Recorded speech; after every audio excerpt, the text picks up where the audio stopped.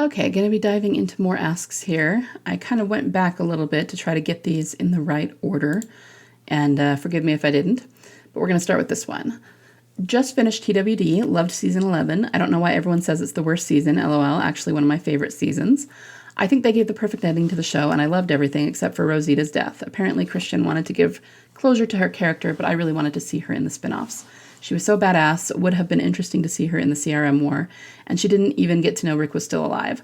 Was looking forward to the reunion too, the finale broke me. But anyway, I'll stop rumbling and get to the point. Pretty much everything had closure, but we do not see what happened to the people at Oceanside. Are they dead? Also, Pamela being spared makes me think she will play a somewhat important role in the future. What do you think? Yeah, I actually really liked season 11 too, even though we didn't, see Beth and we kind of wanted to. I actually thought they did a really good job with like Lance and the Commonwealth. I really enjoyed those episodes.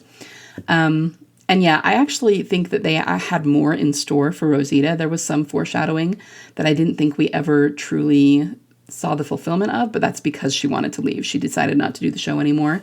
So that's unfortunate, but it is what it is. I wish her luck in what she does.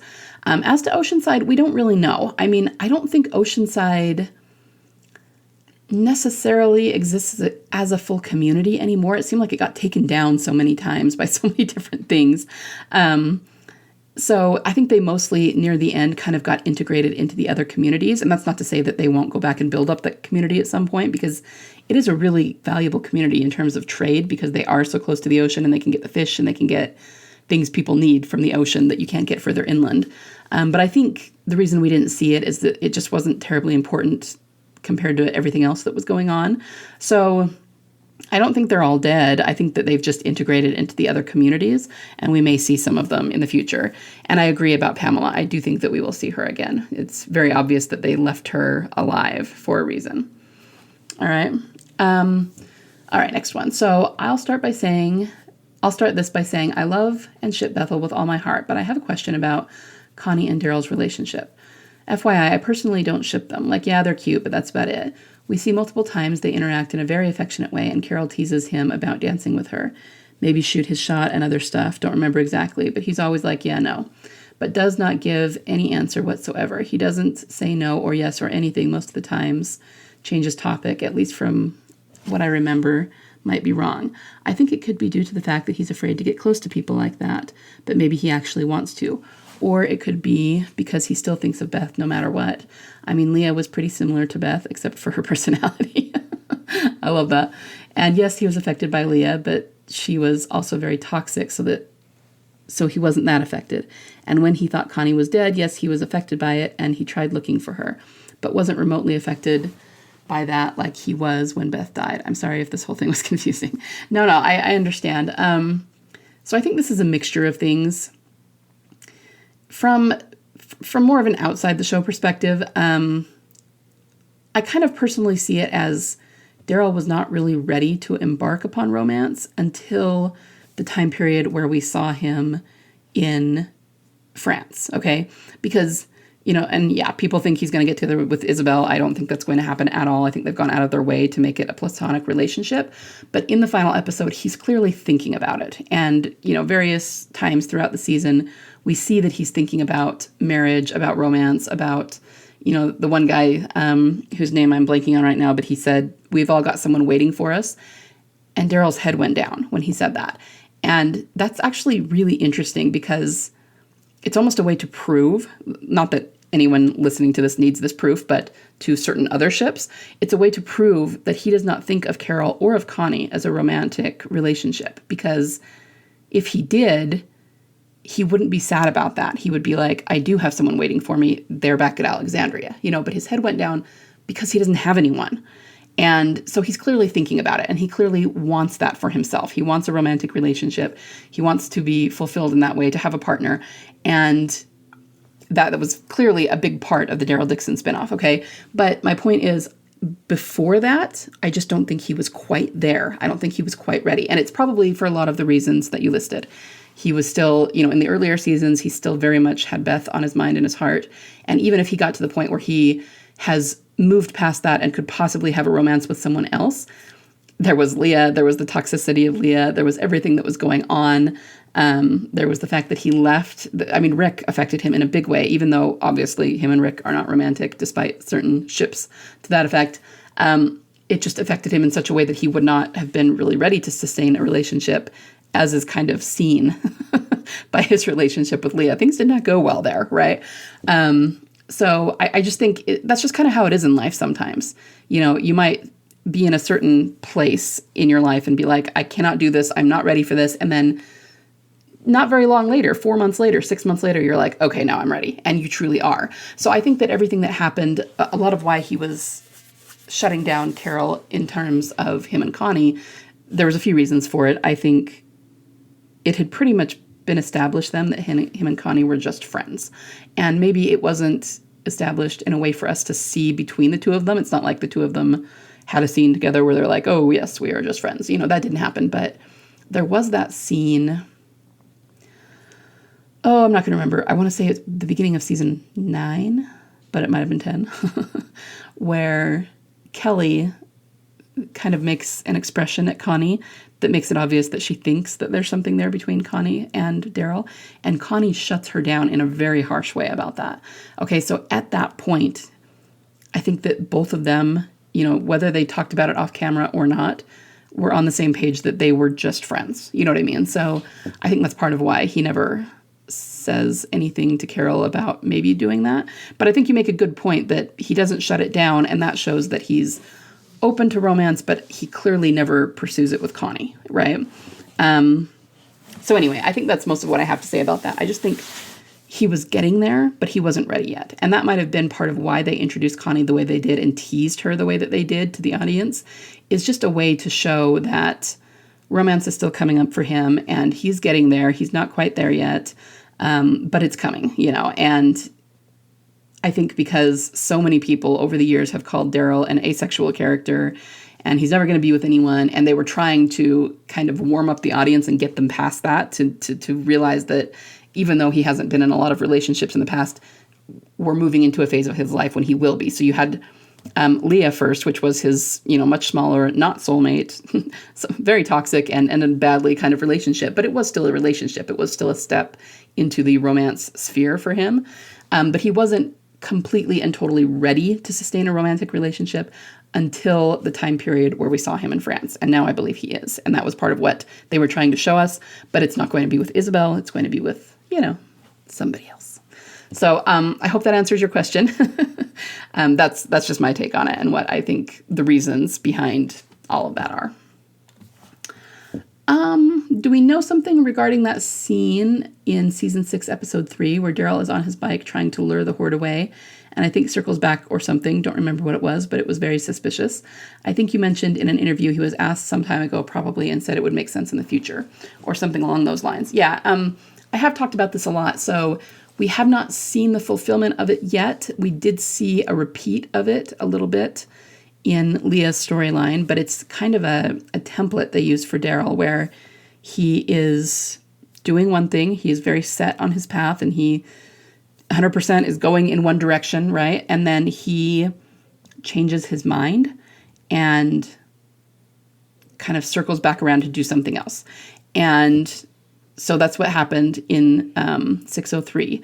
He decided to go help Rick. And that's actually important that it's Rick. He was worried that Rick was hurt, and so he left Sasha and Abraham, and he was supposed to go with Sasha and Abraham and lead the horde away and help them and protect them, and that's what he was supposed to do. But he left to go find Rick.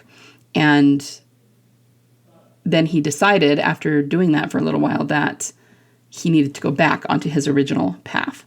And so it was like he changed his mind, even though he was originally set on finding Rick no matter what. He changed his mind and he went back onto that path. And there's a lot of things symbolically from that season in which it's clear that that path, both Abraham and Sasha, because they were a romantic couple, they were a soulmate couple, represent Beth and Daryl. He also ran into Dwight and Sherry. He also ran into, of course, that was their first introduction to Negan and the Saviors, which are a foreshadow of the CRM, I'm just saying. And that's important because I think that's where he will meet Beth again. Anyway, the point is he changed his mind and he got back on that path, which was the correct path. And then I think that's going to end up leading to Beth. Now, of course, it didn't in season 6, but again, it led to the Saviors who are a foreshadow of the CRM. Now, we did see that again with Leah's storyline, where he was, again, looking for Rick. In this case, he was looking for what he thought was Rick's corpse because he believes Rick is dead. But they did actually admit that Daryl believes there's some possibility that Rick might have lived simply because he's never found his body. So he's looking for Rick. And he left Leah and went looking for Rick. And then he had this moment where he changed his mind and thought, okay, maybe that's not what I'm supposed to do. And he went back looking for Leah again, but she was already gone. And I think that what's important there is not that he went looking for Leah. It doesn't mean that Leah was his soulmate, as we could clearly see in hindsight now. But it was just the fact that he changed his mind and went back. And that's just a template for him. And it took me a long time to realize that that actually reaches back to Beth at the funeral home, because she asked him that, what changed your mind? And I absolutely love that we can connect that now, because it shows that all the way back then, Gimple was thinking about it. Okay, it was not an accident that she asked him that in that way. What changed your mind?